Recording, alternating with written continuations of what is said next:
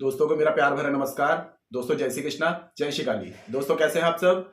उम्मीद करता हूं खुश होंगे, सुखी होंगे, संपन्न होंगे। जो भी मेरे व्यूवर्स हैं, जो मेरे सब्सक्राइबर हैं, आप लोग हमेशा जहां भी रहें, स्वस्थ रहें, सुखी रहें, संपन्न रहें। मेरी ब्लेसिंग हमेशा आप लोग के साथ में है। दोस्तों आज का जो टॉपिक है वो है कि घर की अंतिम रोटी। सबसे पहले दोस्तों आपको बता दूं कि हमारे भारत देश में सनातन धर्म में पहली रोटी और आखिरी रोटी इसको ना खाने का नियम है। जो पहली रोटी जो सिकती है आपके घर में, जो भी पहली रोटी जब बनती है तो इसे गाय माता का भाग माना गया है, जिसे कहा जाता है अग्रासन।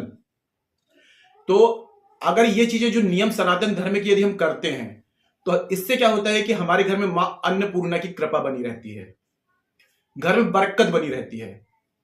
अगर अन्नपूर्णा माता प्रसन्न है तो धन के भंडार भरे रहते हैं, और अन्नपूर्णा माता प्रसन्न है तो माता लक्ष्मी प्रसन्न रहती हैं।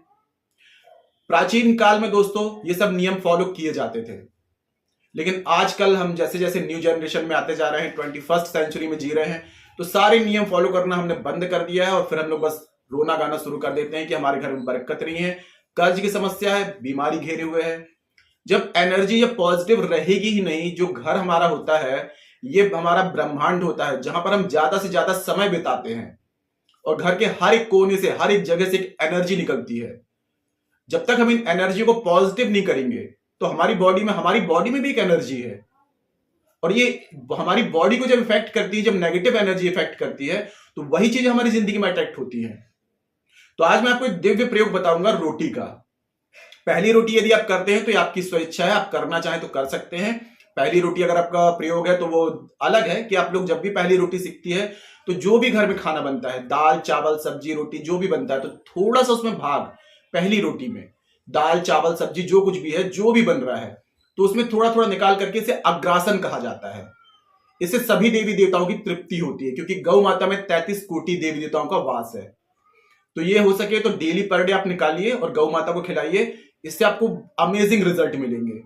अगर ये कंटिन्यू करते हैं आप तो बहुत अच्छा रिजल्ट मिलता है। लेकिन आज का जो मैं प्रयोग आपको बताने वाला हूं अंतिम रोटी का, तो ये अंतिम रोटी का जो प्रयोग है ये ग्रहों से संबंधित है। शनि और गुरु बृहस्पति। शनि यदि खराब है तो आपके जो भी कर्मास हैं वो आपको बहुत ज्यादा मिलेंगे, अच्छे हैं या बुरे हैं। लेकिन शनिदेव जब बुरे कर्म देते हैं तो बहुत ज्यादा संघर्ष कराते हैं। तो अंतिम रोटी का ये प्रयोग दोस्तों आपको कैसे करना है? आपको ये प्रयोग रात में करना है। सुबह में अंतिम रोटी, अगर वैसे तो दोस्तों कहा गया है शास्त्रों में, सनातन धर्म में, कि अगर अंतिम रोटी घर का जो भी सदस्य खाता है तो अंतिम रोटी जो होती है वो किसके हिस्से की होती है? कुत्ते के हिस्से की होती है। पहली रोटी गौ माता के हिस्से की होती है। तो अंतिम रोटी जो कोई भी खाता है तो उसका स्वभाव भी वैसे ही हो जाता है। तो अंतिम रोटी कभी नहीं खाना चाहिए। और पहली रोटी जो होती है वो गौ माता के हिस्से की होती है, तो गौ माता के हिस्से की भी हमें नहीं खाना चाहिए। तो दिन की रोटी आप ये कर सकते हैं कि गौ माता के लिए निकालिए, और रात की रोटी का जो मैं प्रयोग बता रहा हूं, अगर घर की मेन मुखिया महिला अगर करती है तो बहुत अच्छा है, नहीं तो घर का कोई भी सदस्य कर सकता है। आपको करना क्या है? आप चाहें तो उसको प्रतिदिन कर सकते हैं, अगर प्रतिदिन कर रहे हैं तो बहुत अच्छा है। आपको 21 दिन में इसका रिजल्ट देखने के लिए मिल जाएगा, गारंटी दोस्तों, गारंटी। 21 दिन छोड़िए, 11वें दिन में इसका रिजल्ट आपको देखने मिल जाएगा। तो क्या करना है, जो आपकी अंतिम रोटी जब सिकती है तो अंतिम रोटी को आपको अलग निकाल करके रख देना है। आपने अलग रख दी। अब इसमें आपको 3 बूंद सरसों का तेल, ज्योतिष शास्त्र का उपाय है दोस्तों, ये करिएगा आप। ग्रहों की जो दशाएं होंगी अनुकूल रिजल्ट देंगी, आपको बहुत अच्छा रिजल्ट देंगी। 3 बूंद आपको उसमें रोटी में सरसों का तेल आपको डाल देना है। आपने डाल दिया, रोटी को फोल्ड कर दीजिए। फोल्ड करने के बाद में अपने घर की जो पश्चिम दिशा होगी, आपकी पश्चिम दिशा, वहां से आप घर से निकलिए, और पश्चिम दिशा में जो भी पौधा है, पेड़ मिल जाए आपको, कोई भी पेड़, एक पेपर लीजिए। पेपर में आप क्या करिए, उस रोटी को रख करके पेड़ के नीचे आप आ जाइए, घर वापस आ जाइए। सुबह जाइए टहलते हुए, देखेंगे वहां पर, सुबह जब जाएंगे आप थोड़ा सा देख लीजिए जाके, वो रोटी वहां से गायब होगी।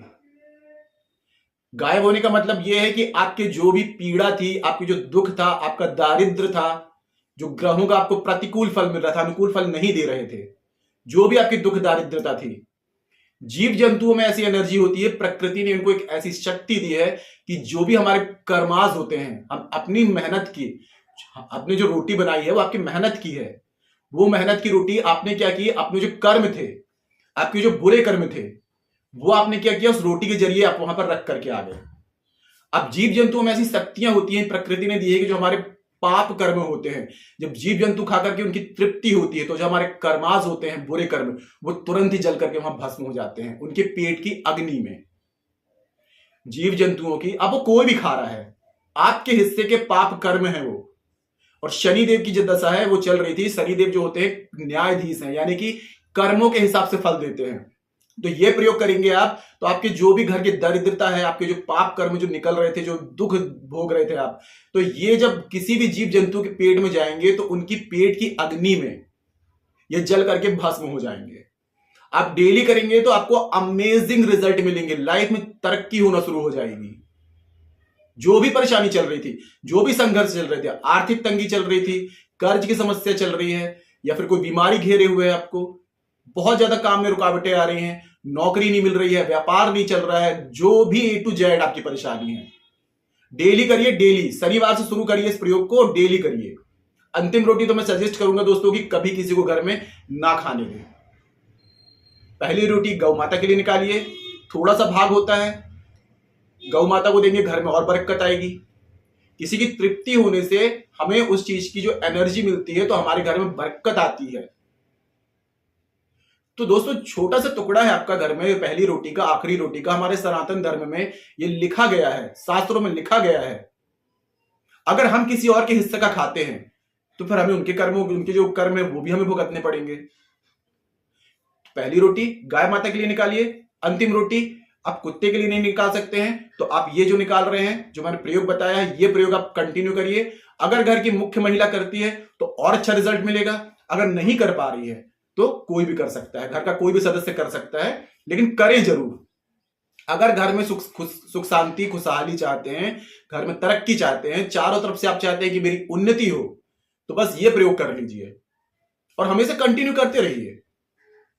वो आपके जो पूर्व जन्म के जो बुरे कर्म होंगे वो कटना शुरू हो जाएंगे, अच्छे कर्म उजागर होंगे और जिंदगी में हमेशा बरकत बनी रहेगी। तो आज के लिए इतने दोस्तों। अगर जानकारी पसंद आई है तो वीडियो को लाइक कीजिए, शेयर कीजिए, साथ ही साथ कमेंट बॉक्स में जय श्री कृष्णा जय श्री काली जरूर लिखिए। इससे माता रानी की और दैवी कृपा आपको प्राप्त होगी। तो मिलते हैं दोस्तों नेक्स्ट वाली वीडियो में, तब तक के लिए जय श्री कृष्णा जय श्री काली। आप और आपका परिवार हमेशा स्वस्थ रहे, सुखी रहे, संपन्न रहे।